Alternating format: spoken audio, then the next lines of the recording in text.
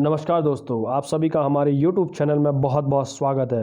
जैसा कि आप सभी लोगों को पता है कि यहाँ पर हम लोग करते हैं डेली के बेसिस पे यूपीएससी मेंस आंसर राइटिंग की प्रैक्टिस। गाइज, अगर आपको भी करनी है यूपीएससी मेंस आंसर राइटिंग की प्रैक्टिस फ्री ऑफ कॉस्ट, तो सिंपली आपने टेलीग्राम ऐप पे जाना है, सर्च बार में @PR पब्लिकेशन सर्च मारना है और चैनल से जुड़ जाना है। चैनल से जुड़ने के बाद आपको मिलता है यूपीएससी से related content free of cost, जो आपकी यूपीएससी की प्रिपरेशन को इन्हांस करता है।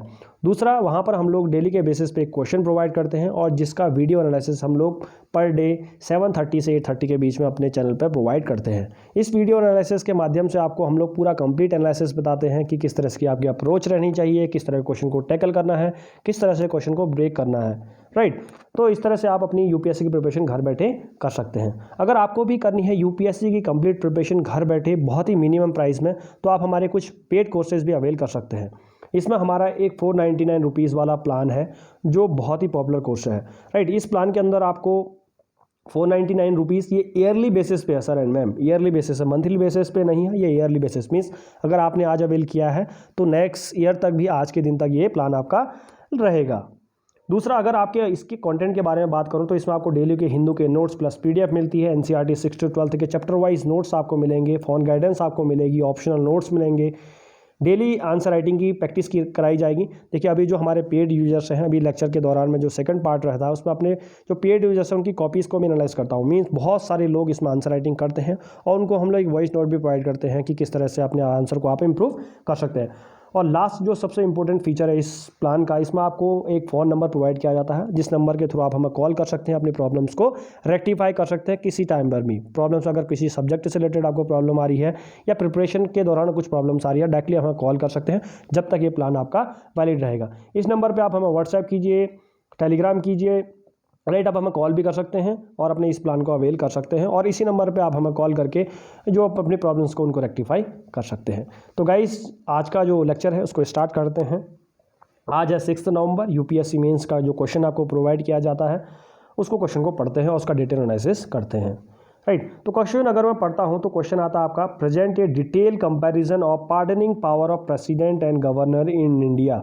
250 शब्दों में आपके इस प्रश्न का उत्तर आपको देना था। इस क्वेश्चन को आपको आंसर लिखना था, 250 वर्ड्स। तो गाइज, जब भी आपको हम लोग क्वेश्चन जब भी करते हैं तो आपके सामने मैं एक एल्गोरिथम रखता हूँ। जितने भी पुराने यूजर्स हैं आप सभी को पता है कि किस तरह से हम लोग अपने क्वेश्चन को टैकल करते हैं और किस तरह से अपने आंसर को लिखते हैं। उसके लिए एक एल्गोरिथम फॉलो करते हैं। अगर आप इस वीडियो को पहली बार देख रहे हैं तो आप भी डेली के बेसिस पे देखिए, वो एल्गोरिथम आप भी फॉलो करने लग जाएंगे और जो एल्गोरिथम आपको बताते हैं हम लोग, ये हर किसी क्वेश्चन में अप्लाई होगी। गाइस, सर एंड मैम, आपका ज्योग्राफी का क्वेश्चन है, पॉलिटी का क्वेश्चन है, किसी भी क्वेश्चन में कोई एल्गोरिथम फॉलो होगी और क्वेश्चन बहुत इजी बन जाता है आपके लिए जब आप इस एल्गोरिथम को फॉलो करते हैं। देखिए, सबसे पहले आप क्या करेंगे, हाईलाइट कर देंगे कि क्वेश्चन में 250 वर्ड्स को कितने वर्ड का क्वेश्चन आपको पूछा गया है। राइट, तो आप क्या करेंगे, उसको इनसर्कल करें, याद बनाइए। देखिए गाइस, जब भी आप क्वेश्चन को आंसर लिखें तो ऑलवेज हाईलाइट कर दें, उसको गोला गोला बना, सर्कल खींच दें इसके अराउंड। 250 वर्ड्स है तो आपको कितना लिखना पड़ेगा, 2.5 से 2.5 पेज से 3 पेजेस तक आप आंसर लिखते हैं। इतना ही आपका स्पेस प्रोवाइड किया जाएगा यूपीएससी मेंस के आंसर में, कॉपीज़ में जब आप लिखेंगे वहाँ पर।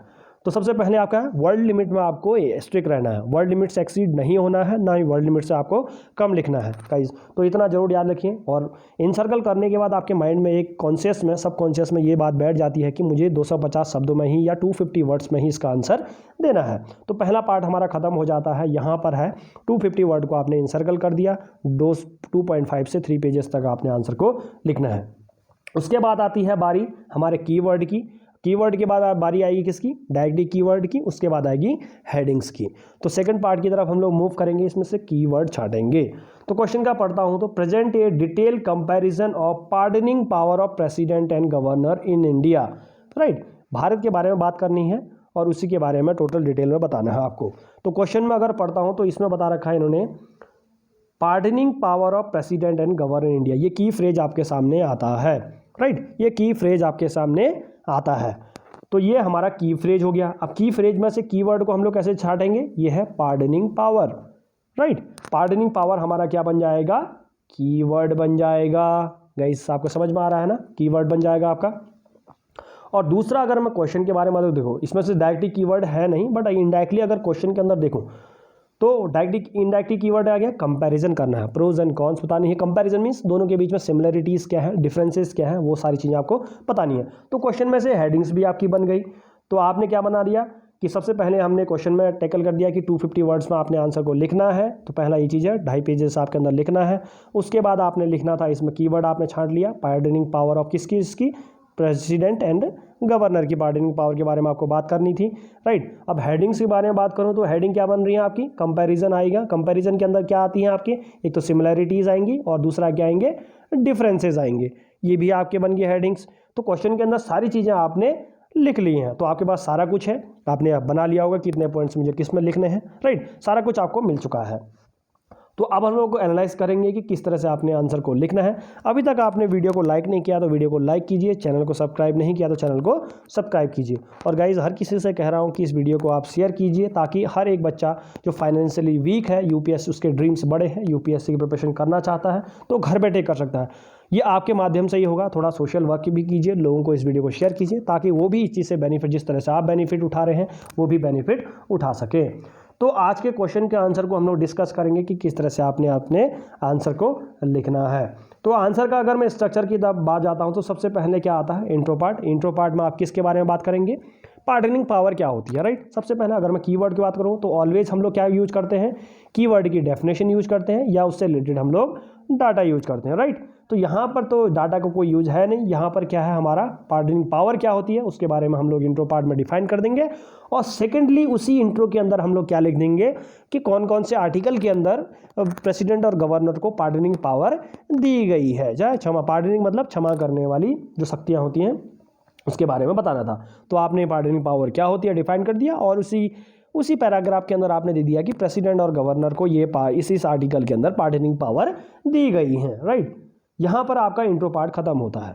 उसके बाद आती है हमारी सेकंड, जो ऑलवेज आप कहता हूँ कि उसमें से हमने हेडिंग्स बनानी थी। तो हेडिंग्स क्या बन रही थी आपकी, पहला तो है कंपैरिजन जो आया था। कंपैरिजन को आपने किसके पार्ट में तोड़ दिया, दो पार्ट में तोड़ दिया। कंपेयर कैसे करते हैं, या इधर आप उसकी सिमिलरिटीज़ के बारे में बताते हैं या बताते हैं आप उसके डिफरेंसेस के बारे में, राइट। तो आपने क्या कर दिया, कंपैरिजन को तोड़ दिया, उसके अंदर आपने लिख दिया सिमिलरिटीज़, एक हेडिंग बनाई, और दूसरा बनाया डिफरेंसेस।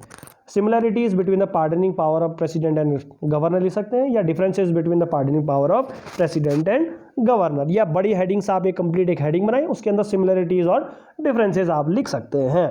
तो आपने इतना लिख लिया, 5 से 5 पॉइंट इसमें बन जाएंगे, 5 पॉइंट इसमें बन जाएंगे, 10 पॉइंट इसमें हो गए, तो आपके 150 वर्ड्स का हो गया या 200 वर्ड का आपका हो जाएगा, क्योंकि 5 से 600 पॉइंट तो आपके बनेंगे ही बनेंगे हर किसी में, क्योंकि पार्डनिंग पावर में बहुत कुछ लिखने को आता है। उसके बाद आप ये बताएंगे, इसमें देखिए यहाँ तक अगर आपने लिख रखा है सिमिलरिटीज़ डिफरेंसेस आप लिख लिया, और कंक्लूजन आपने लिख दिया। कंक्लूजन में ऑलवेज आप लोगों से कहता हूँ कि 2 लाइन का लिखें, एक ऑप्टिमिस्टिक होना चाहिए और फ्यूचरिस्टिक आपका कंक्लूजन होना चाहिए। अगर नहीं भी लिखते हैं तो ठीक है, बट क्या है कंक्लूजन आपके एक चेरी ऑन द केक होता है, मीन्स एक अच्छा आपको सुंदर दिखाया जाता है, ये डेकोरेशन की तरह होता है। आपको अपने आंसर को डेकोरेट करना है तो कंक्लूजन उसी तरह से ही काम करता है, राइट। और उसके बाद एक डेकोरेशन के लिए इसमें एक और चीज़ थी, आप एग्जाम्पल, कभी प्रेसिडेंट या गवर्नर ने पास्ट में पार्डनिंग पावर का इस्तेमाल किया है या नहीं किया है, या किस केस के लिए किया है, अगर आपने ये लिख रखा है तो आपका आंसर कंप्लीट माना जाएगा। मीन्स कुछ भी और चीज़ें लिखने ही नहीं थी। मीन्स अगर एक डिश में है, गार्डनिंग करते हैं ना, जैसे डिश के अंदर धनिया से या उसमें चेरीज वेरीज लगाते हैं, कोई चीज़ भी है तो गार्डनिंग करनी पड़ती है, मतलब अच्छा डिश को दिखाने के लिए उसका डेकोरेशन जो होता है। तो उसी तरह से भी एग्जाम्पल और कंक्लूजन काम करते हैं आपके आंसर में डेकोरेशन का, राइट। सब ने लिखे होंगे सिमिलरिटीज़ डिफरेंसेस लिखे होंगे, इंटरव्यू लिखे होंगे, किसी ने एग्जाम्पल नहीं लिखे होंगे। जिसने एग्जाम्पल लिख दिए हैं बहुत अच्छा आंसर है, और जिसने कंक्लूजन लिख दिया और बढ़िया। मीन्स अगर ये सारी चीज़ें आपने अपने आंसर में इंक्लूड कर रखी है तो आपका आंसर परफेक्ट है, you are good to go. बहुत अच्छा आंसर आपने लिख सका है, इसी आंसर को आप अपने मेंस में भी लिख सकते हैं। तो गाइस आज हम लोग जो हमारे जो कोई लेक्चर का सेकंड पार्ट है, जिसमें हम लोग अपने पेड यूजर्स की कॉपीज़ को एनालाइज करते हैं, उसके बारे में बात करते हैं। एक रैंडम कॉपी मैंने चूज की है, उस कॉपीज़ को देख लेते हैं।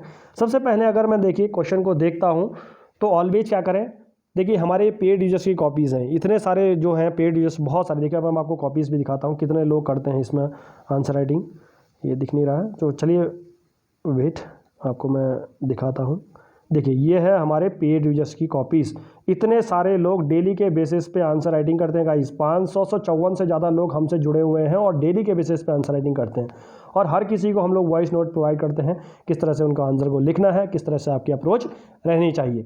चलिए हमारे जो पेड यूजर्स हैं जिनको मैंने रैंडमली चूज कर रखा है उनकी कॉपीज़ का एनालिसिस करते हैं। देखिए गाइस, जब भी आप लिखते हैं आंसर तो इस तरह से आपकी मार्जिनिंग होनी चाहिए, दोनों तरफ आपके इस तरफ लेफ्ट और राइट में मार्जिनिंग होनी चाहिए, ऊपर में क्वेश्चन के ऊपर मार्जिनिंग रहनी चाहिए, राइट। इस तरह से आप रहें, मींस यूपीएससी मेंस में भी आपको इस तरह का ही फॉर्मेट मिलेगा, क्योंकि पहले से अगर आपकी आदत बनी रहेगी तो आप अच्छा आंसर लिखेंगे, आपको एक आदी हो जाएंगे उससे, आपको कुछ नया फील नहीं होगा एग्जाम हॉल के अंदर, सिमिलर आपको एक फेमिलियर सा चीज़ें दिखेंगी आपको, और तो आप अच्छा आंसर लिखे होंगे, कम नर्वस आप फील होंगे एग्जाम हॉल के अंदर। तो सबसे पहले क्या है, क्वेश्चन के अगर देखता हूं तो 250 वर्ड्स में इन्होंने लिखना था आंसर को, यहाँ पर 250 वर्ड्स इन्होंने लिखने रखा तो लिख सकते थे इधर, तो 250 वर्ड्स में आपने लिखना था। सबसे पहले क्या कर दिया इन्होंने, 2.5 पेजेस के अंदर इनका आंसर खत्म होना चाहिए, उसको हम लोग देखते हैं।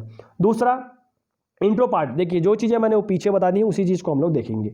इंट्रो पार्ट में क्या है, पार्डनिंग पावर को इन्होंने डिफाइन कर दिया कि पार्डनिंग पावर क्या है, और सेकेंडली इसमें पैराग्राफ और बना के, अगर इसके साथ अगर आप कॉन्टिन्यूस भी चलते कोई दिक्कत नहीं है, बट इन्होंने क्या है एक नया पैराग्राफ बना के क्या लिख दिया कि प्रेसिडेंट और हमारे गवर्नर को कौन कौन सी पार्डनिंग पावर कौन कौन से आर्टिकल के अंदर दी गई है। तो इंट्रो पार्ट इनका कंप्लीट होता है, राइट। इंट्रो पार्ट अगर आप देख रहे हैं तो इनका इंट्रो पार्ट क्या है, कंप्लीट है, तो इंट्रो पार्ट हमारा कंप्लीट होता है।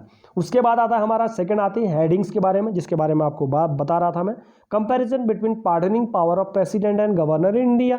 इंडिया में प्रेसिडेंट और गवर्नर की पार्डनिंग पावर के बारे में बताना था। तो सबसे पहले इन्होंने क्या लिख दिया, सिमिलरिटीज़ के बारे में बता दिया, बहुत सारी चीज़ें लिख दी इन्होंने सिमिलरिटीज़ के अंदर जो जो चीज़ें आती हैं।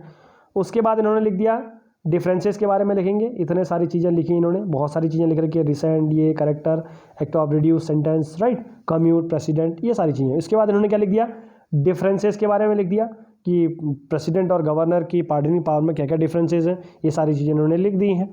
और यहाँ पर इन्होंने एक चीज़ इंक्लूड नहीं कर रखी, यहाँ पर ये एग्जाम्पल इंक्लूड कर सकते थे कि पार्डनिंग जो पावर है कभी पास्ट में यूज हुई है, नहीं हुई हैं, या यूज हुई हैं, उस चीज़ को आपने लिखना था। अगर लिख सकते थे, अगर है यूज हुई हैं तो उसको लिख देते तो आपका आंसर और बेटर होता।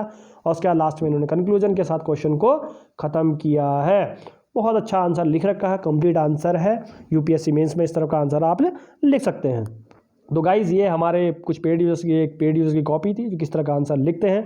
अगर आपको भी करनी है यूपीएससी मेंस आंसर राइटिंग की प्रैक्टिस या यूपीएससी की प्रिपरेशन, तो आप घर बैठे कर सकते हैं। पीआर पब्लिकेशन के प्लान्स को लीजिए और घर बैठे यूपीएससी मेंस आंसर राइटिंग की प्रैक्टिस या कंप्लीट यूपीएससी की प्रिपरेशन आप कीजिए। तो वीडियो का एनालिसिस को हम लोग यहीं पर ख़त्म करते हैं। जय हिंद, जय भारत।